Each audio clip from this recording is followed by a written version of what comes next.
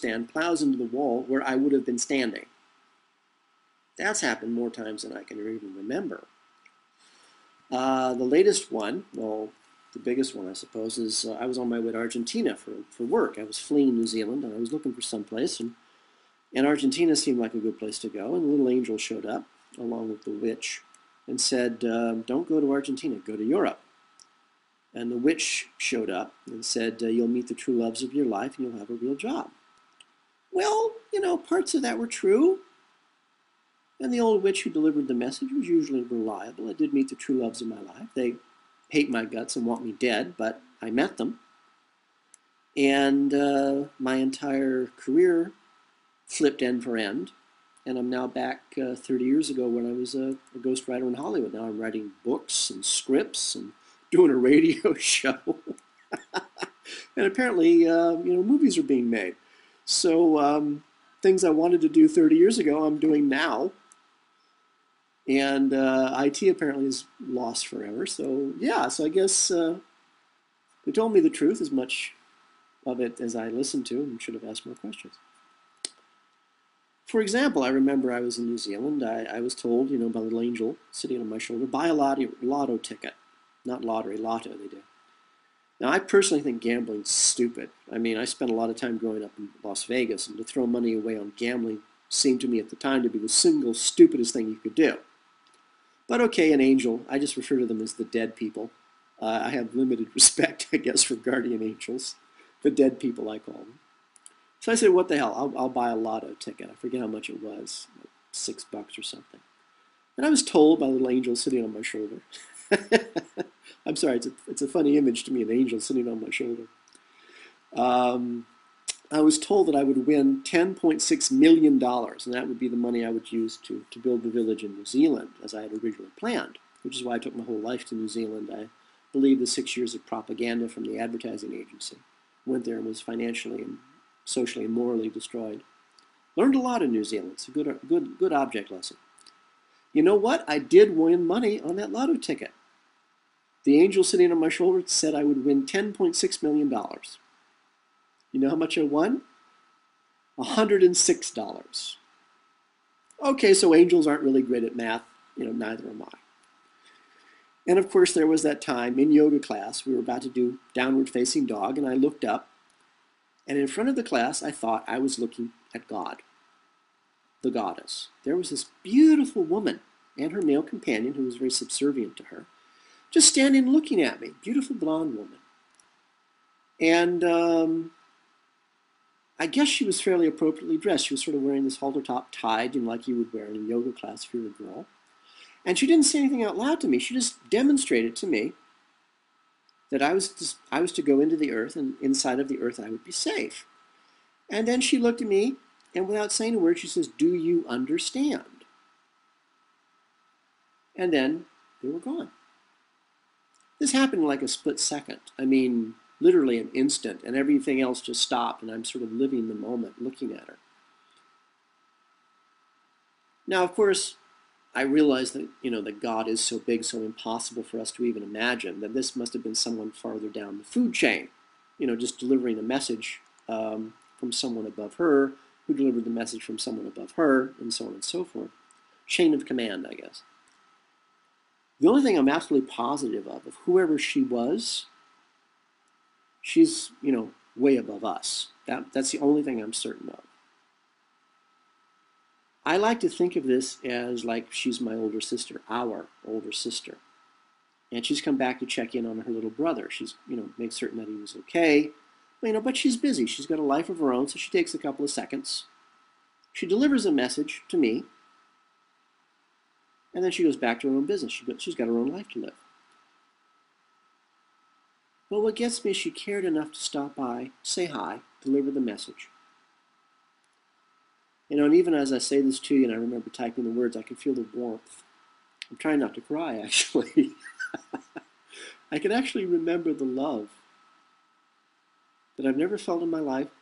I felt it from her, and it was just for that instant. She cared enough to come and see me, deliver the message. Here, little brother, gotta do this, gotta go, bye. But she cared enough to do it. Just nice to know that someone cares enough about me to stop by sometimes. And so do I believe in God? Yes, I guess I do, but I see God in a different way. To me, it's and a Christian saying is, we are part of God yet separate from her. Well, I actually believe that each of us, you and I actually make up God. That we are cells of her body. And in that way, we are a part of God, and yet we are separate from her. I mean, every 7 years, the individual cells of our bodies die, and they replace themselves with new cells. Now, all the cells of our body are very unique and, are completely different from all the other cells in the body. Each of the cells of our body have their own jobs to do, their own functions to perform. And yet our body goes on. We don't notice that our cells are constantly living and dying inside of us because we are a whole. And yet we're made up of all these separate entities. But we go on, we continue. We don't really notice ourselves unless we cut ourselves. So do I believe that God exists? Well, absolutely, yes I do. Because I truly believe that each of us, you and I, we're right now creating the universe around us. And that each of us is creating God. We're the power source. We're the battery that keeps the universe running. And somewhere, way, way, way, way far away from us, is God. You and I can't talk to her any more than the individual cells of your body can talk to you.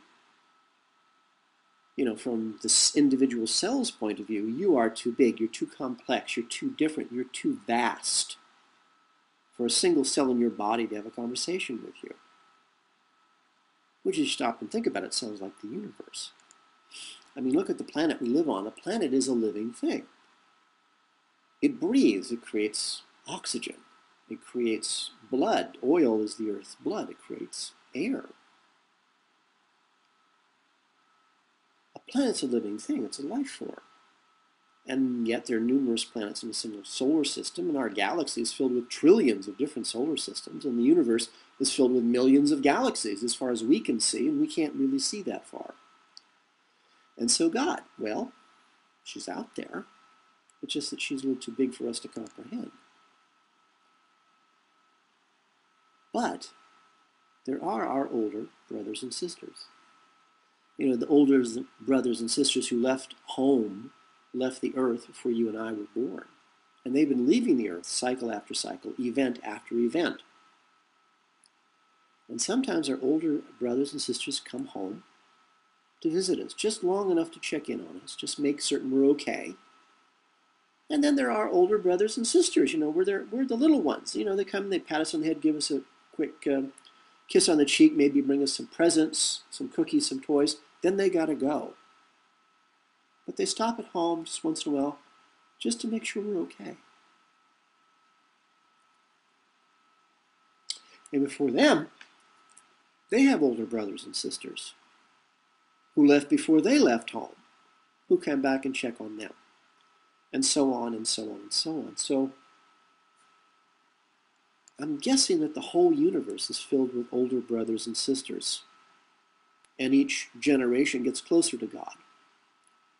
And then they turn around and they pass down this chain of brothers and sisters, what knowledge they can, what knowledge that the younger generation can understand, translating the true nature of the universe one generation at a time.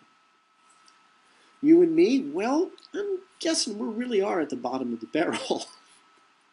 But that's not a bad thing. It just means that you and I are the youngest. And someday, if we manage to figure it out, it'll be our job to go home, just long enough to check on our little brothers and sisters, give them a few words of encouragement, share with them what we can, what they would understand of the real world, give them a cookie, give them a quick hug and a kiss, and then we go home because we got our own lives, because there's so much that we have yet to learn. And I hope it's all true. And I hope to see you again really soon. And I hope that we can walk along for a while, hand in hand, and tell each other stories. I'd like that. For all of us here at the 2012fad.com, This has been Charlie Bluehawk, wishing you a really good day, and reminding you, please, keep that one good thought.